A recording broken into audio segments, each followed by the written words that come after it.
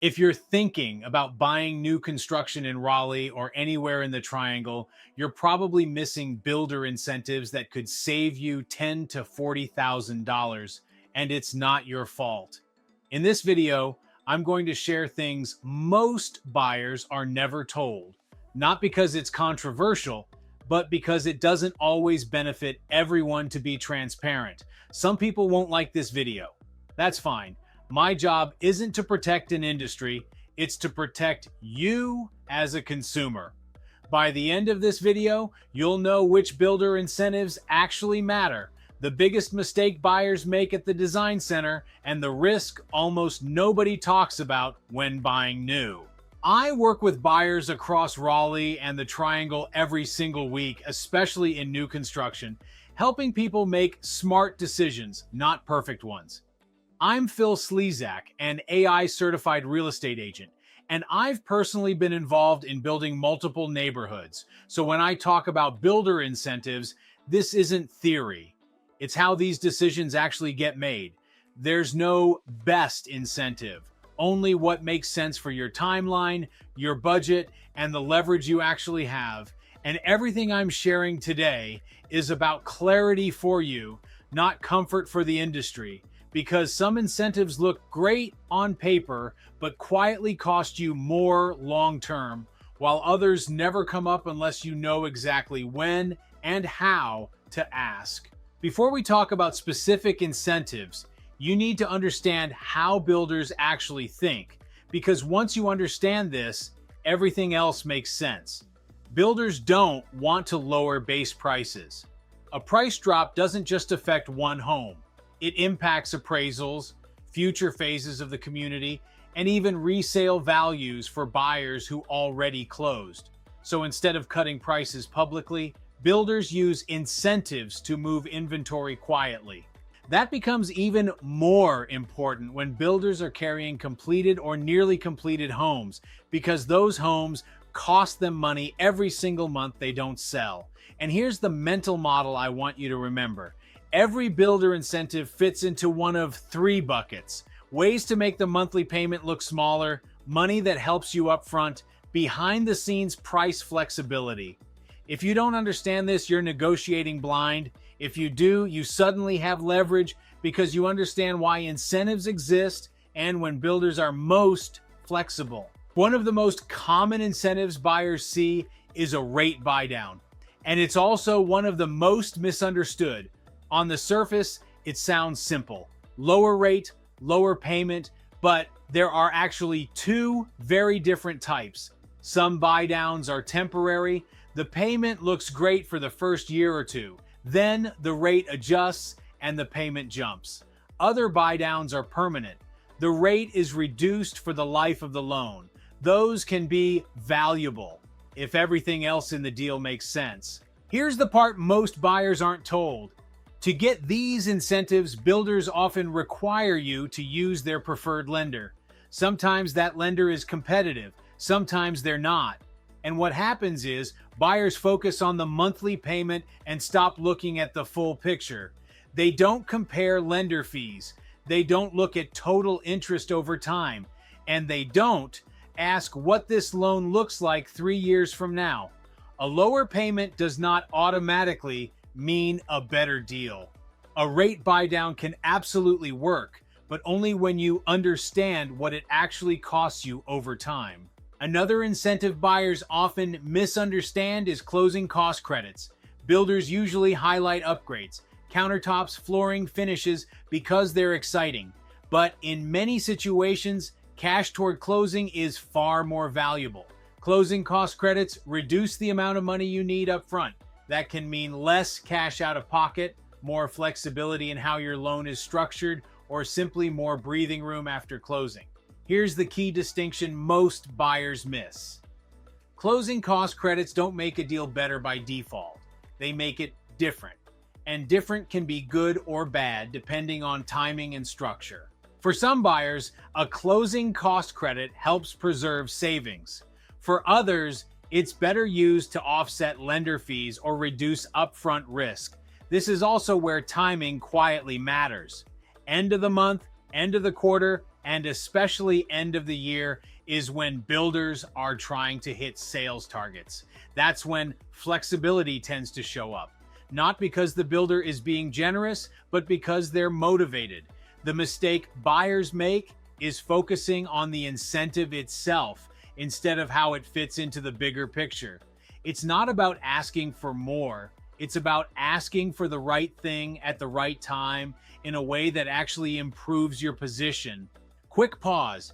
If you're thinking, these incentives sound good, but I don't know which ones apply to me, that's completely normal. That's why I put together a free Raleigh and Triangle new construction buyer guide. It breaks down incentives side by side, what's real, what's fluff, and the traps most buyers don't see until it's too late. If you want clarity instead of guessing, text new construction guide to the number on the screen. Let's keep going, because incentive number 3 is one most buyers assume is non-negotiable. Incentive number 3 that buyers miss is flexibility around lot premiums. Most buyers assume lot premiums are completely non-negotiable, full stop. And sometimes that's true. Builders price lots based on demand, positioning within the community, and overall inventory. When homes are selling quickly and demand is strong, lot premiums are usually firm. But when inventory starts to build up, or a builder needs to move specific homes, quiet adjustments begin to happen. You won't see this advertised. Builders don't announce it publicly because lot pricing affects perception, future phases of the community, and even resale expectations. Flexibility usually shows up behind the scenes. It might be tied to a home that's been sitting longer than expected, a phase that needs to close out, or a sales target that hasn't been hit yet. And this is where buyers get tripped up. The incentive isn't always a lower sticker price on the lot. Sometimes it shows up as a credit. Sometimes it shows up as an upgrade allowance. Sometimes it shows up as a quiet adjustment. You only see if you ask the right questions. This incentive only exists if you know when to ask and how to ask, because timing matters more than most buyers realize. Incentive number 4 is one buyers often overlook completely: completed or near completion homes. These are homes the builder already started or finished, whether they plan to or not. And here's why they matter. A completed home costs the builder money every single month it doesn't sell. That means taxes, insurance, maintenance, and carrying costs add up quickly. So while you may have less flexibility on design, you often gain flexibility where it actually matters: price, closing costs, or financing incentives. In many cases, the incentives on inventory homes are stronger than on to-be-built homes. And this is where buyers sometimes get stuck. They focus on getting exactly what they want instead of understanding where leverage actually exists. For buyers with flexible timing, inventory homes are often where the quiet deals live. These are incentives that don't show up on the website, don't get advertised publicly, and don't require a base price change. This is one of the clearest examples of how understanding builder motivation can work directly in your favor. Now let's talk about the biggest mistake buyers make when building new, and it almost always happens at the design center. This is the most profitable part of the build for the builder, and that doesn't make them bad. It just means you need to walk in prepared. This is the part of the process where everything feels exciting. You've already said yes to the house. You're emotionally invested, and now you're being shown beautiful options that feel like they'll complete the home. $5,000 here, $10,000 there. Individually, none of it feels painful, especially because it's rolled into the loan and doesn't feel like real money in the moment. What most buyers don't realize is that those upgrades don't just increase the price, they quietly increase the monthly payment every single month for the life of the loan. And here's what most buyers don't realize until it's too late. Many upgrades don't appraise dollar for dollar. Some add lifestyle value, some add resale value, and many add neither. I've seen buyers walk into the design center with a clear budget and walk out tens of thousands over it, not because they were careless, but because the environment is emotional and high pressure. You're making fast decisions. You're told this is your only chance, and nobody stops to ask whether these choices make sense long term. Now, here's the important balance. If you plan to live in this home long term and an upgrade genuinely improves your quality of life, that decision is completely valid. You just need to make that choice intentionally, knowing that some upgrades are for lifestyle, not return. The problem isn't spending money. The problem is spending it without realizing what you may or may not get back when you sell. Some upgrades are absolutely worth doing with the builder. Others are far cheaper to do after closing, and buyers don't know the difference unless someone explains it. This is where strategy matters, because once you sign off at the design center, there's no undo button. And this is exactly why having the right information before you ever walk into the design center can save you a lot of regret and a lot of money. One more thing almost nobody talks about when it comes to new construction: build timelines. From the time you go under contract to the day you get the keys, months can pass. And during that time, a lot can change. Markets move, interest rates shift, monthly payments can look different than they did when you first signed.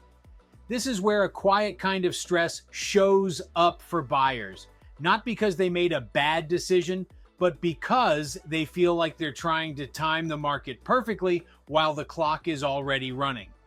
And this isn't fear, it's reality. Long build timelines introduce a risk that many buyers don't plan for upfront because no one slows down to explain it. Risk itself isn't bad. Unplanned risk is. When buyers understand this early, they stop guessing.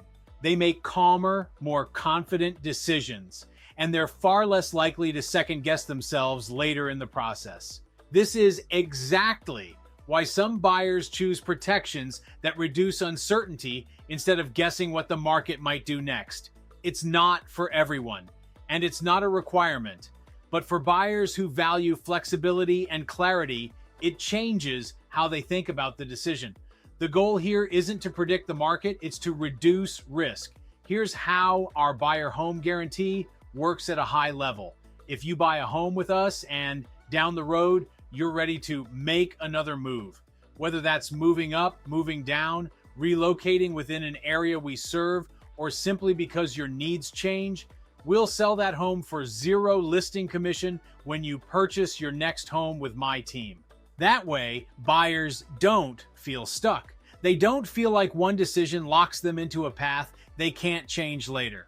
Some people think differently about this, and that's completely fine. Our view is simple. If you already bought the home, you shouldn't feel penalized for making another move later when life changes. This approach isn't about pressure, it's about options. So buyers can move forward today knowing they still have flexibility tomorrow. And when buyers understand their options up front, they make better decisions, and they feel better about them long after closing. Builder incentives can absolutely work in your favor, but only if you understand how they actually work. There isn't a single best incentive. There's only the incentive that fits your situation, your timeline, and the leverage you have at the moment you're buying.